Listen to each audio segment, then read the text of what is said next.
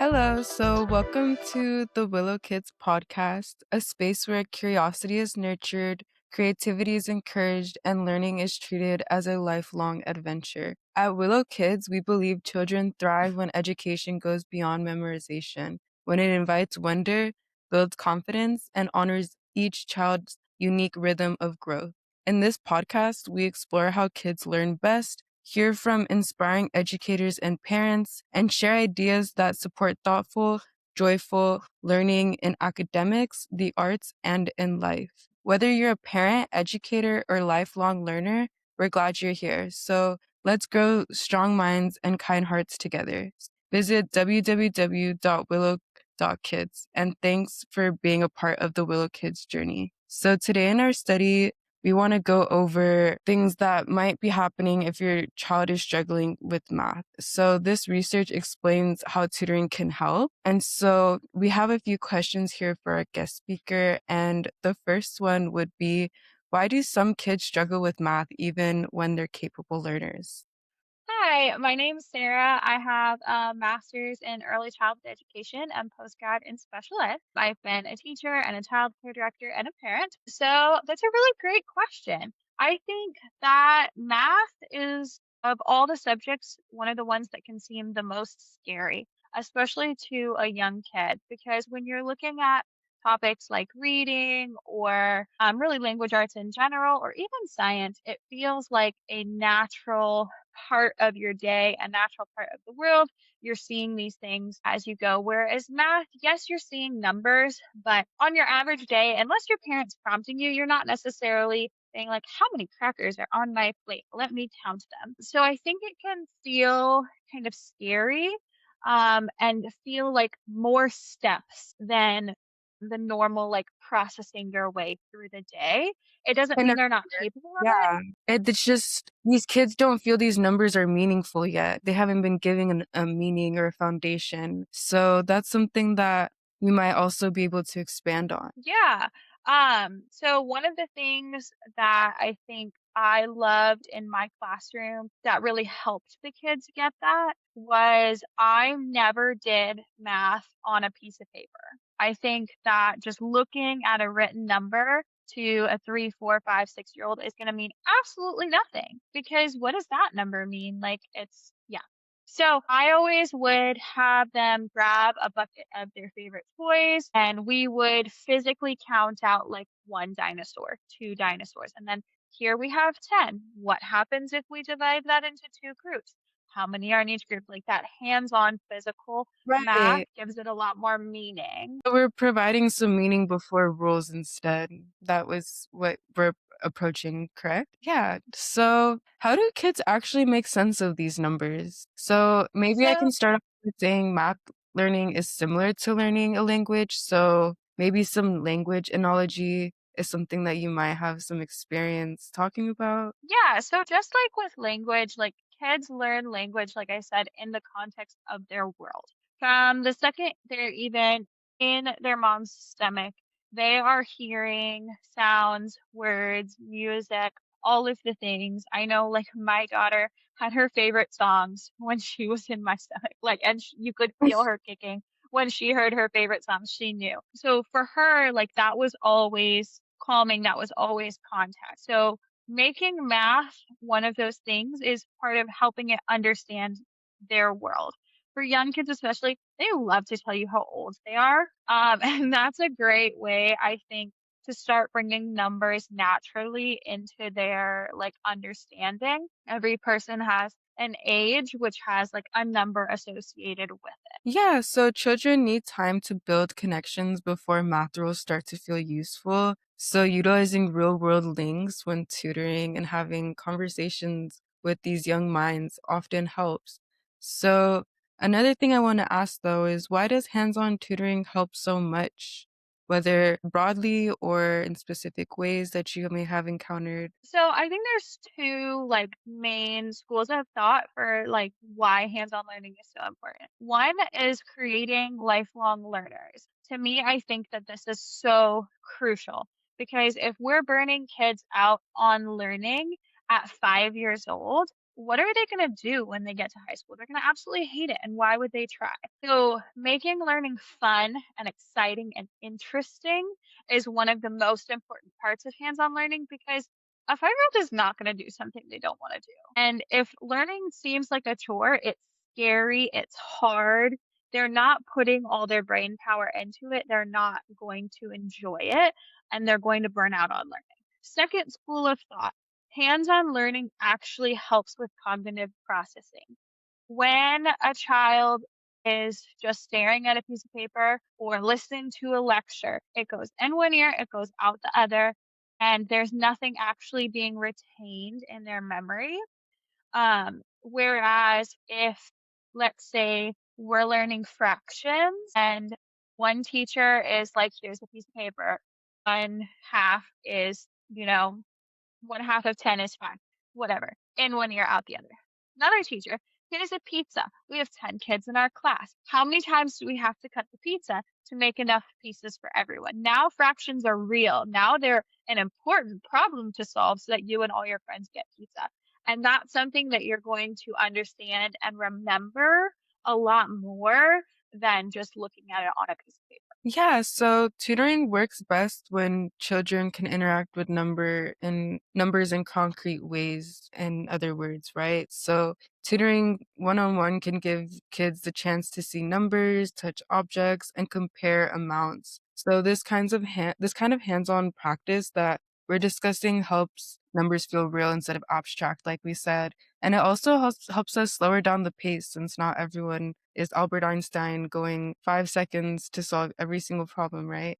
So, Yes. which And one of them, sorry, go no, ahead. no, keep continue. One of the main things too with like learning math in a large group setting as opposed to the one-on-one is that kids are followers. Like most kids are followers. And if there's that one kid that processes it right away and says it out loud, everyone else is going to repeat that answer. The teacher feels that everyone got it and you move on. Right. Whereas if it's just one kid, we can ensure that like your kid is actually getting the answer themselves and they didn't just hear it from someone else and repeat it. Exactly.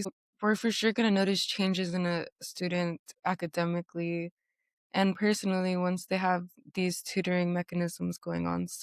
Something else I wanted to talk about would be what changes for kids after tutoring. So, although we know tutoring doesn't just improve answers, we know it could lead to real changes in how children process math. This brings up the topic of anxiety and clear thinking. So, what would you say is the connection between these topics? So I think this is kind of like a larger topic in a way. Like mental health and anxiety for young children is something that we're really only beginning to scratch the surface on.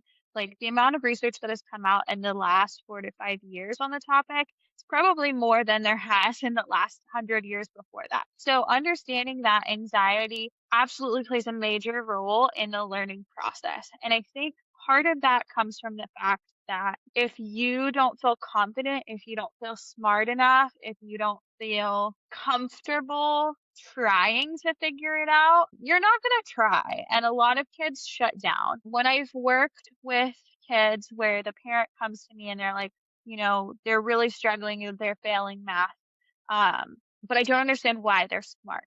And when I sit down with the kid, the first thing, I don't know how to do it. I can't do it. I don't know how to do it. I can't do it. And when I get through them, like, hey, yes, obviously there are wrong answers, but it's okay to not know the answer. It's okay to process through it as opposed to just being expected to pull the correct answer out of your head. And when you can create that safety and that secure feeling for the process of math as opposed to the answer, I feel like math, especially, is one of those topics where in the school setting, there's a right answer and everything else is wrong. And if you don't get the right answer, you don't get any credit. And that can be really scary and really daunting for young kids. I like to think of it in the way of the conversation of process art versus product art in the early childhood classroom. I don't know how familiar you are, but like process art is here is the materials, and you are going to create something that showcases your whole learning process in this project. Whereas the product art is here, make a snowman that looks like this, and every kid in the class's snowman looks like that. And I think that if we can switch our mindset to our math education from this, here's a math problem, get the right answer, to here's a problem, show me your journey to an answer, you would find a lot more learning in the process. Right. So as anxiety decreases, could be able to focus more clearly and engage with math without fear. In other words, that one-on-one does provide a lot more help than some people would assume just because I mean, me, for instance, I've done a lot of research about like anxiety and how it affects children as they start to grow up and want to continue their academic journey. And you're right, there isn't that much research from before. Now we're barely getting all of this information, and hopefully, like, we can make an impact towards the future. So, another thing that we could talk about now is why does tutoring work differently than the classroom? So, I think you did touch on it, but this is a really good topic because I think that like a lot of students are very smart, but they might just need to be accommodated or something to have less pressure, have an individualized pace, and be able to have that support for themselves. So, what would you have to say about this? So I think that there's a lot of layers to this. Like even in the school setting, we're seeing a dramatic increase in IEPs and accommodations because I think school systems are starting to realize that there is a reason that it's an IEP, it's an individualized education plan, because no 2 students are the same. And trying to teach 20, 30, 40, 50 kids in one class at the same time, the same way, like, there's no way that they're all going to get it. Even honestly, with 2 kids, there's a decent chance that one of them isn't going to get it. So having an opportunity for a student to work closely with an educator who can start to understand the way their brain works. Because I think I've seen, as a school director and training teachers, I've seen that teachers tend to teach the way that they personally learn, which makes sense. Like you would teach the way that you learn, but not every kid learns the way that you learn. So teaching the skills to teachers, to understand how to kind of analyze the way an individual child learns is really important. And that's the power of that one work is you get that time to learn the way that specific child learns and you can adjust your teaching for that.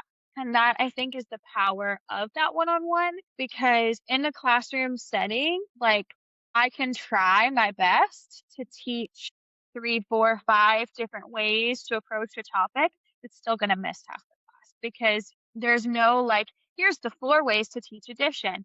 And every kid will fall into one of these 4 categories. You know what I mean? Like Yeah. every kid is different. I think about myself as a high schooler when I had an SAT tutor. And I remember talking to one of my friends who had the same tutor. And we had gone over the same problem. And I asked him, I was curious, I was like, how did he explain this to you? And then he told him it was like a complex math problem. And he was like, oh, he was talking to me about like, oh, if you want to get tickets to an NBA game and this is how much the tickets cost. And it's this percent off if you book it this day and blah blah blah. And I was like, oh, well, when he explained it to me, he was talking about a shoe sale and this is how much the shoe costs and this. So like realizing that that tutor had me and my friend separately explained the exact same problem 2 completely different ways to make it click for each of us. And I think that's where that individualized tutoring comes in. Yeah, so that actually is like a really important factor, right? So mistakes play a role in learning, right? So why is being able to make mistakes without judgment so important for building real understanding in math? For instance, like, is it the trial and error or learning through correction? Which would you say like plays the heaviest part in this scenario? Yeah, I think it's a mix of both, but more importantly, I think it's feeling safe to learn.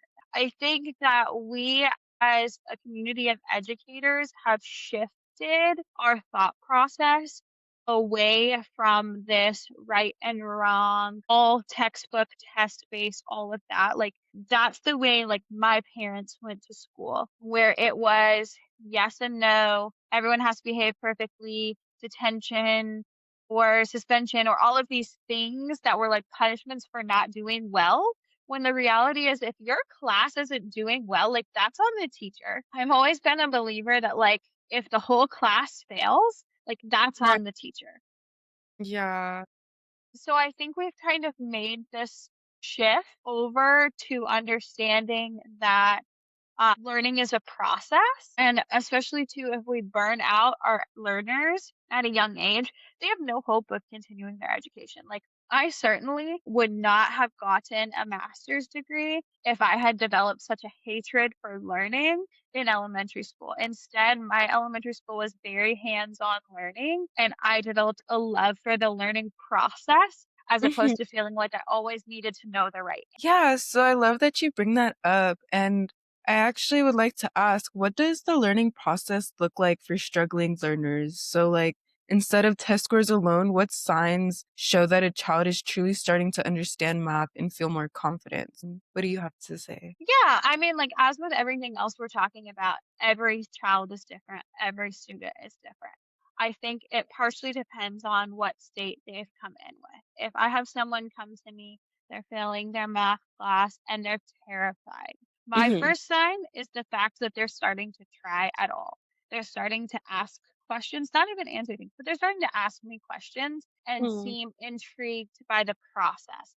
That's our first sign. For a student that doesn't seem scared, because, there's those kids that, like, they're not scared. They're just certain that they're right and they're nowhere near it.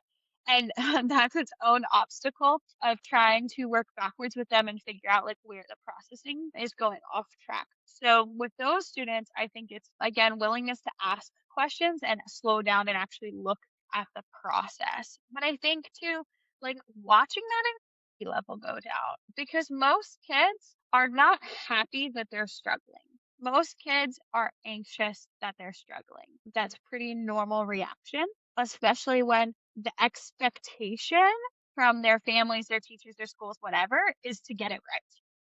Right. So it's shut down, right? So if a kid shuts down during a math lesson, what's happening here when the child freezes or avoids math and gives up quickly before even trying? Would you consider this like a stress response? And if so, like, what's the best way to go about it? So I think this brings up an interesting topic of like trauma informed education. And I think, again, this is kind of like a newer thing that we're starting to address. Most children have experienced some sort of trauma. I know that's sad.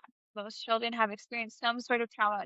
I'm not saying like major trauma, but whether that's feeling like they're not good enough or they're stressed or they've switched schools a bunch of times or home life isn't great, whatever that is, there's something that when they start to feel like they're gonna be wrong or they don't know the answer, the panic sets in. Hmm. And once a kid shuts down emotionally, there's absolutely no learning happening. That's just the reality of it. Like that fight or flight panic mode, it's a hard stop on the processing on the learning side. On that, I think I've been on, like, the other side of that end actually when I've tutored, like, especially younger kids. I've noticed this more with younger kids more than, like, high school students as well, but I think, like, younger kids, they do tend to get, like, stressed out really quickly and they shut down completely, and this has happened to me a couple times actually where, like, a student will shut down, and since I am in a tutoring session with them, I will just sit there and I will just let the student, like, be to themselves for a little because sometimes that's all they need is someone to be with them while they're in this moment of stress, right? So, one-on-one attention really changes learning, and we may notice differences when a child has someone fully focused on their pace and understanding. So, feeling seen is honestly a big part as well. Would you say so as well? Like, Yeah, and I think you touched on an important topic, which is co-regulation, especially with young children. Like they don't have emotional regulation, at least not fully developed, and they are dependent on you for co-regulation. And I think, unfortunately, we see too often parents get frustrated, and they start to build on their child's stress. And it's like, even with babies, like the baby is crying, so I'm freaking out, and she cries more, and now I'm stressed. And it builds and builds. And so, like one thing that I always remind myself as an educator, as a parent, is the best thing that I can do is stay completely calm. So yeah. let's say you're in a tutoring session and this child's not getting it. and they're getting frustrated. The worst thing you can do in that moment is be like, I don't know why you're not getting it. Like, that's the worst thing that you could do. What you need to do is take a deep breath yourself, remind them again that learning is a process. And honestly, for some kids, you might need to just skip that question, move on, do something else, do something maybe that you're sure they will be successful in. Because if they're constantly working, working, working, working, and they're not feeling like they're getting anywhere, like it's so easy to burn out. And I think we've all experienced that as adults in life. Like you're working super hard and nobody's recognizing it and you're not making any progress, like, why do you want to keep doing it? And it's the same way with kids. If I have 20 math questions to do and I just cannot get any of them, like, why would I try? I'm not going to get even close to all of them. So breaking it down into being like, okay, this one, we're not getting this one right now. Let's do this one. That's a little bit different. I always avoid the word easier because the second that you tell a kid, "Oh, then you couldn't get this one, let's do something easier," done, game over. They Right. don't feel like they're not smart enough. Um, Going with the, "Hey, let's try this different thing. Let's look at this a different way," that can be really helpful. Yeah, so emotions and learning definitely do connect to math, right? So feelings of fear, frustration, or safety influence how the brain would handle like math, especially in a setting, whether it's classroom or one-on-one. So yes, emotional regulation and cognitive load are definitely important factors to consider. And so something else that we should also consider is speed. And so I know we did mention not everyone works the same, but something else I think we should also talk about is like the hidden gaps in understanding when there's fast answers. So I remember you mentioned like students will sometimes just be followers and one kid gets the question, but not everyone else. But when those other students that don't get the answer, maybe they just needed that deeper understanding instead of like the faster thinking, right? They need thoughtful reasoning. So what's something you have to say about this? This is kind of like a two-part thing. So first, like I think some kids simply just need a little bit longer to process. I think about playing like any of those card games where it's like like a fill in the blank card game and the whole group has to like whoever yells out the answer first wins. Like that's honestly how teaching math in a group setting can go sometimes. It's like they're fighting to be the first one to answer it, whether they're right or not. They just want to say something so that they're first. And some kids just simply need more processing time. And that kid that yelled out the answer first, they might be wrong, but they were so determined to be first that they didn't even listen to the whole question. They wanted to be the right one, the first one. They wanted to get it. And so slowing that down where they're not competing, they're not racing, can help with processing. Because there may not have been a gap in knowledge at all. It just may have been purely the social pressure of wanting to be first. Second part Yeah. of that is I'm a big believer, especially with math. I don't ask for the answer because asking for the answer is skipping the whole learning process that will tell me what they don't understand. I'll be honest, I hated as a kid being asked to show my work in math class because I was always one of those people that, like, I don't know how I got there, but I always got the answer. And I just couldn't figure out how I got there. But somewhere in my brain, I was doing the math then I was just spitting out the answer, and I would always lose points because I didn't show my work. Oh, I And see. now I understand why my teachers were always like, show your work," because they didn't know how I was getting the answer. And half the time, I probably was just lucky because Right. I had no clue how I got there, but I did. And so with let's say, for example, one of the kids I was working with at my school recently, where she was really struggling was word problems because Mm, reading was already a bit of a struggle. And now pulling out the pieces of this story to figure out what the equation even is was really overwhelming for her. I So instead see. of just being like, here's the word problem, what's the answer? It was, okay, let's start by underlining any of the numbers in the story just to highlight them. And Yeah. then we go through and we highlighted all of the words like more or less or take away or give, anything like that that would give us a clue as to like what kind of equation we were doing. Once we had all of that information like picked out of the story, then we tried to actually write out the equation and then do the math from there. And I that's where see. I could figure out that it was actually the language piece that was tripping her up more than the math piece. She just didn't have the reading comprehension skills to pull the equation from the story. Where her mom just kept being like, she's struggling with math. She's struggling with math. I don't get it. She used to be good at math and now they're on word problems and she's failing. Well, she's good at math. She doesn't have the reading comprehension skills. So I think that's where the process comes in to really help the educator as well. I see. So you have experience clearly in organizing like numbers in children's brain, right?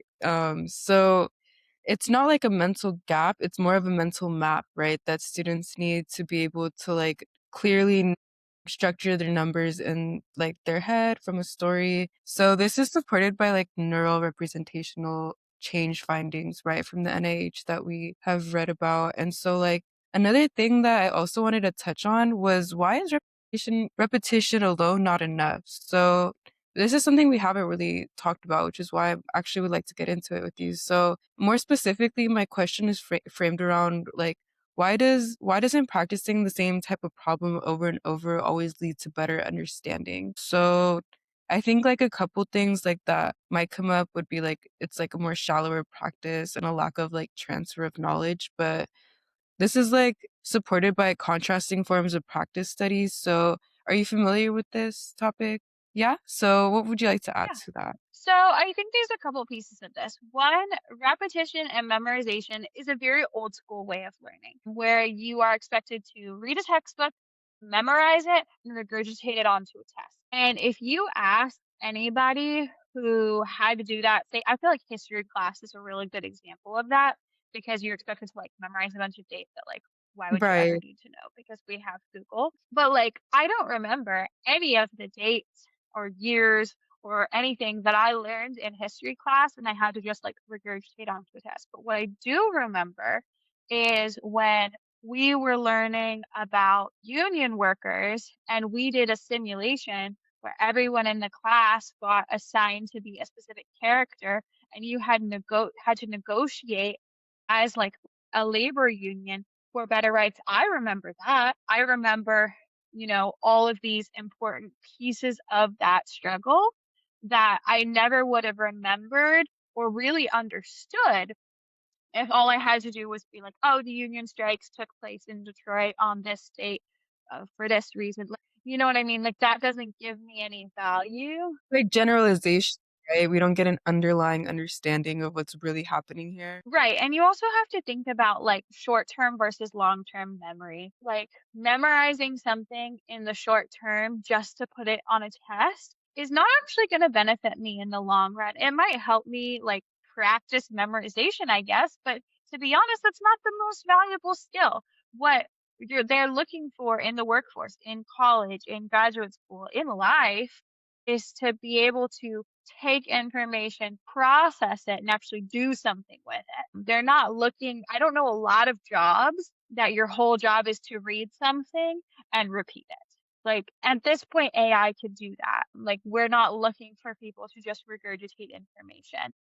Right. So So, I think that's really important to understand. yeah, so repetition alone definitely isn't enough. And tutoring can also like help transfer these skills like beyond practice that like we wouldn't get from repetition. So something else like we could talk about now is like why some children improve even on math tasks they weren't directly taught during tutoring, but when they go back to class, they're already getting better at other things, right? So what would you say is like the cause of this? Is it more so that the students are becoming more persistent and intrigued?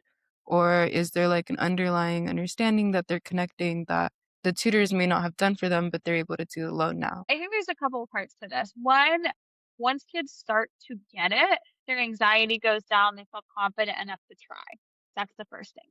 Second, this is the processing skills that we're talking about. There's a reason that they teach math in a certain order. You're not starting with calculus. Even if you have the cognitive skills to do it, everything builds on each other.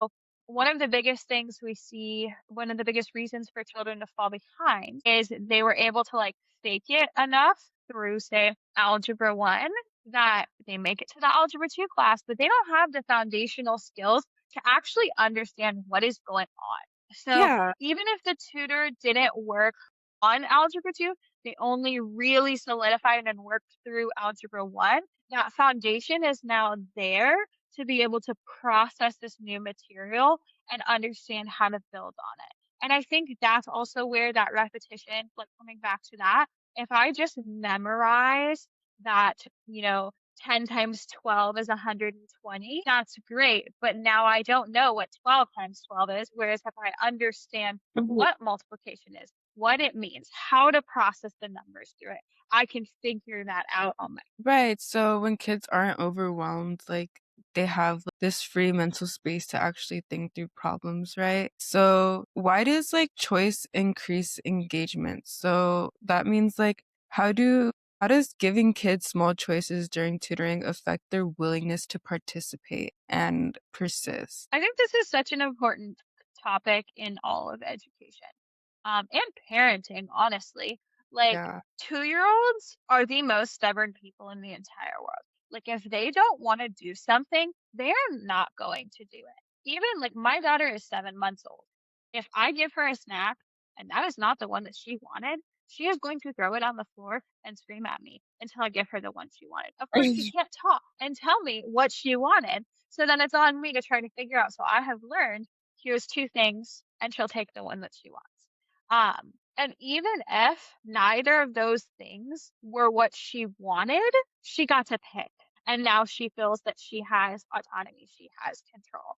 Um, it's one of the biggest things to like to de-escalate. I've worked in high behavior classrooms working on de-escalation. If you have a kid that is so high, like so high tension, so upset, they're throwing things, they just simply cannot calm themselves down. If I say, go sit in the calm down corner, they're going to be like, no, no, I'm not going to do that. But if I say, your choice, we can go for a walk or we can go sit in the calm down corner, what would you like to do? Even if they didn't want to do either of those things, now they get to pick. Same with math, with tutoring, with one on one learning. If they're bored, most kids, honestly, they're not going home. Mom, dad, hire me a tutor. I want to do more math. I'm struggling in school. Let me do more math. Like, that's not what we're looking at for most children. Most of the time, their parents chose to step in because they needed it or because the school recommended it, not because the kid was like, give me more math to do on Saturdays. So Yeah, making that's it feel pretty. fun and and exciting and like they get a say in the process when they probably didn't have a say in being there can be a very powerful tool to get them interested. Yeah, that's like a really good point. I also like think we should elaborate more on. So that's like family intervention, right? So when the parents decide to come in the picture and help the child when they're struggling. So what would you say like about early intervention and why it matters so much? So what happens when math support comes early instead of after years of struggle? Early intervention is one of the most important things you can possibly do for your child. I have always told families, like, unfortunately, there are a lot of families that are believers in they'll grow out of it. They'll grow out of it, they'll get over it, we'll just wait. And I Right. always tell parents that is the worst mistake in the world that you can possibly make for your child. Like, it's harsh, but that is the worst mistake that you could make because they're just going to fall further behind. And the biggest thing that I've heard from parents, especially on the special ed side, when I've recommended like evaluations, they're like, Mhm. well, I acted that way as a kid and I'm fine. I'm like, well, I've met you and you probably could have benefited from services. Yeah. So even like my daughter, I signed her up for early intervention services when she was 4 months old because in a lot of states, it's free to get evaluated for young children. And there's absolutely no harm in doing it because they might find something or they might find nothing and it doesn't hurt. So Yeah. I'm currently in Indiana and it is free under the age of 3 to get children evaluated for early intervention services. And so I tell every single family in my school, you need to do it because it's free. Take an hour and a half of your time. They will come to your house and maybe they find nothing. Or maybe your kid could benefit from just like a little extra help. And the services are free too, Yeah, like, that's the depending on worst your income scenario, level. honestly. You can't lose anything. If anything, you just gain, right? Exactly. But unfortunately, a lot of parents don't feel that way. So, as an educator too, like you can only do so much in the classroom setting, in the whole group setting to support each child. If they're not getting that extra support that they need, like you're just treading water. You're not making any progress. Whereas even that 1 hour of speech therapy a week or the 1 hour of one-on-one math support, like that can make a world of difference. And unfortunately, especially in the early childhood education field, parents don't think it's real school before 5 years old. And yes, it's not kindergarten, it's not elementary school, but Mhm. most of the brain development occurs before age 5. Most of the foundational learning skills, like the ability to learn, is before age 5. If we are saying, we'll just wait till they get to kindergarten, we'll just wait till they get to kindergarten, like you are setting yourself up to be behind. You Yeah. want your kid to go in with a love of learning, with an appreciation for gaining knowledge because children are born as little explorers. Everything is new.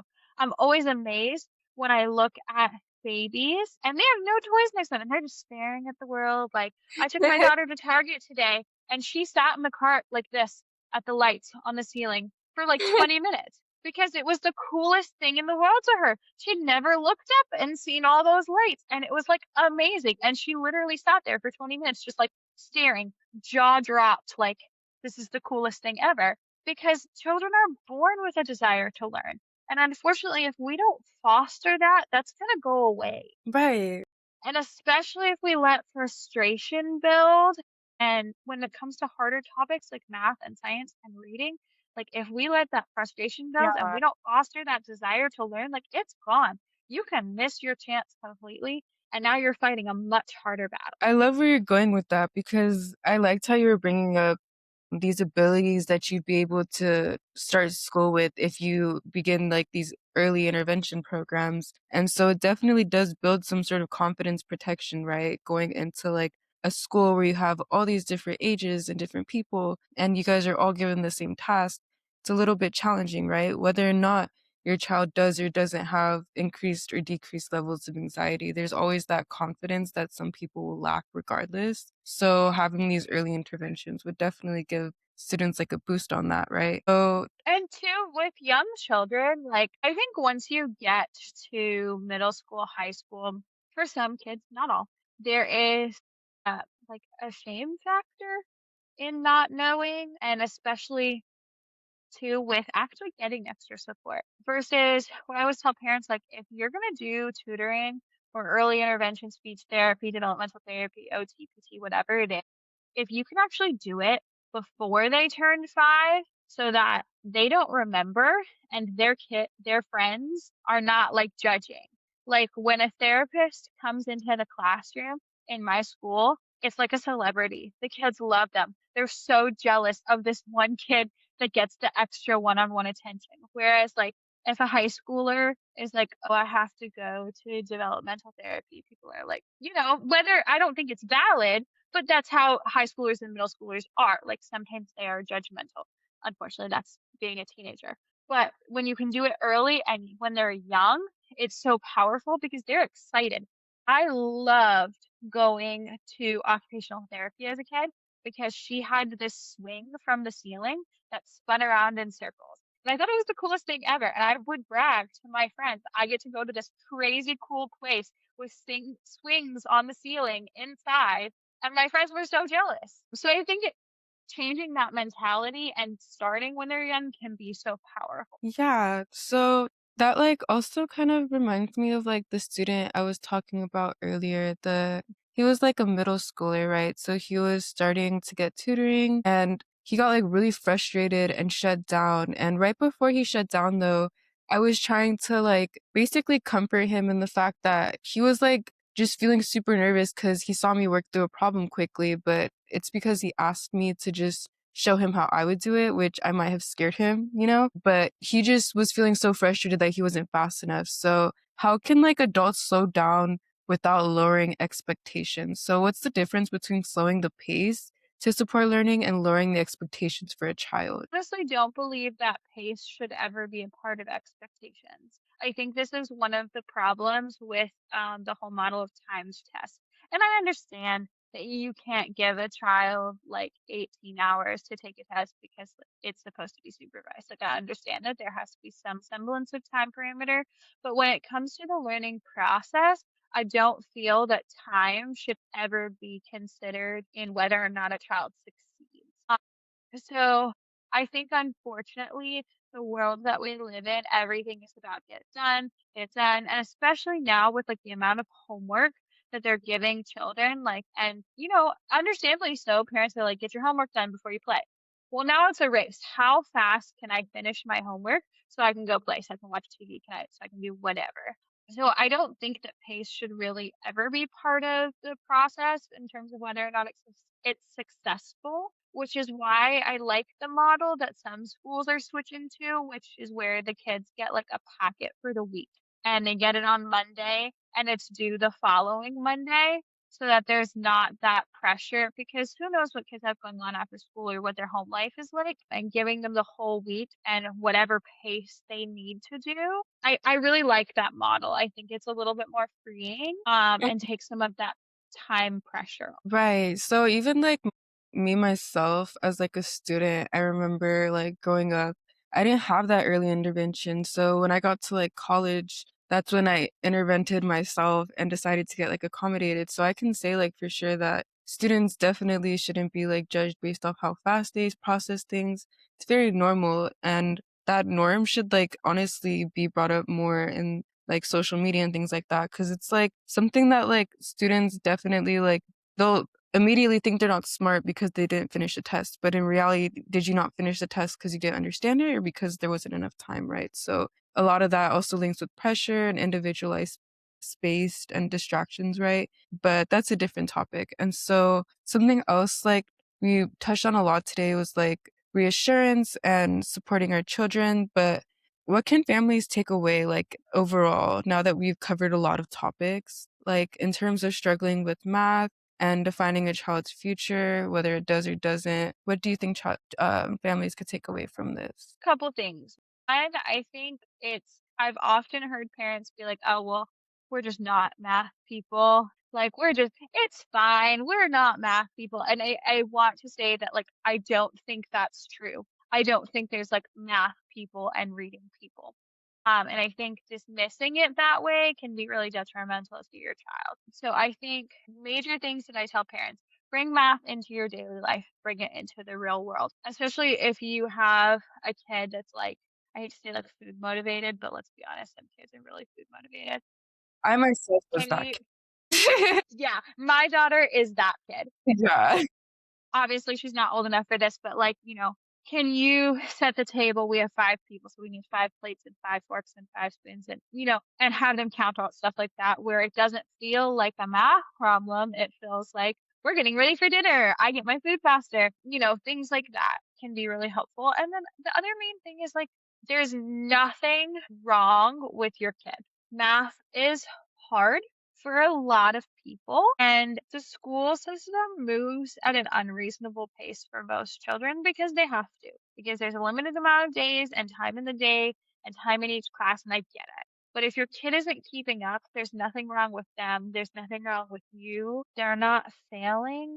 They Mhm. simply need more time and more support. And that's where that early intervention can be so important.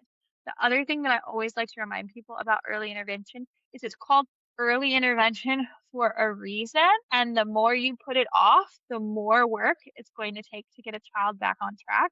But it is not a permanent solution. Putting a child in tutoring at 5 years old, putting a child in occupational therapy at 3 years old, whatever, does not mean that they're going to need tutoring all the way through college. It means that we're going to address it now, build a foundation, and then it should be able to go away. Permanent supports. And I think, especially when finances come into play, this can be a major fear for parents because they want to help their kid, but maybe they can't afford to pay for tutoring for the next 10 years, but they can afford to pay for it for a year. And so they're like, okay, well, if I could only pay for it for a year, I'm going to wait till they get to high school when it's more important. But the Right. reality is, what could have been addressed in 5 weeks is now going to take 5 months. Exactly. And I think that's the piece that parents often miss. It's well intentioned. It's, hey, I can only make this work for a short amount of time, so I'm going to wait till it's more necessary, more important. But the reality is, you're not helping your child by putting it off. The best thing that you can do is address it. Yeah, so just to add on to what you said, there's one thing families can take away from this entire conversation we had. It's this, and that's that struggling with math doesn't mean a child isn't capable. More often, it means learning hasn't felt clear, meaningful, or safe yet. So, a lot of kids are introduced to math as a set of rules to memorize, like we said. But when numbers don't make sense at a deeper level, it's easier for frustration and even anxiety to build, right? So, over time, that stress can build it can make kids shut down before they even try, which is the worst case scenario we talked about. And so what research and real experience both show is that when learning slows down and focuses on understanding first, something important shifts. And so when kids are given time to see numbers, touch them, compare them, and talk through their thinking, math starts to feel less overwhelming and more manageable. And just as important, when kids feel supported instead of pressured, their confidence begins to grow. So mistakes stop feeling like failures and start feeling like a part of a process. Remember that process we were talking about? That was like a very important factor of our conversation. And so that emotional safety matters just as much as math itself. And so for families, this doesn't mean you need to push harder, add more worksheets. It often means the opposite. It means you're focusing less on speed and more on sense making. So it means noticing progress in small ways and like a child explaining their thinking, staying calm during homework, or being willing to try again, right? So early supportive help can make a real difference, not just in math skills, but in how a child feels about learning. So if your child is struggling, take heart, and with the right support, learning can feel possible again and confidence can grow from there. Is there anything else that you'd like to add? I just think it's really important for families to understand too that like struggling does not equal problem. Struggling is learning. Struggling is discovering. It's processing. It's becoming a human and understanding like what it means to exist in this world. So reframing challenges and difficulties and struggling as opportunities, as positive experiences in your life, can really change the way both you and your child look at a situation where they may be having a difficult time understanding the concept. Yeah. So that was a great conversation. And thank you for spending time with us on the Willow Kids podcast. So if today's conversation sparked a new idea or gave any reassurance or simply made you feel like you needed to pause and reflect, we'd love for you to carry that into your week and into the lives of the children you support. So you can learn more about us at Willow Kids and our upcoming programs and our growing community by visiting us online. And if you enjoyed this episode, please consider subscribing or sharing it with someone who cares deeply about education and childhood growth. Until next time, keep nurturing curiosity, keep asking thoughtful questions, and remember, strong roots grow lifelong learners. Thank you.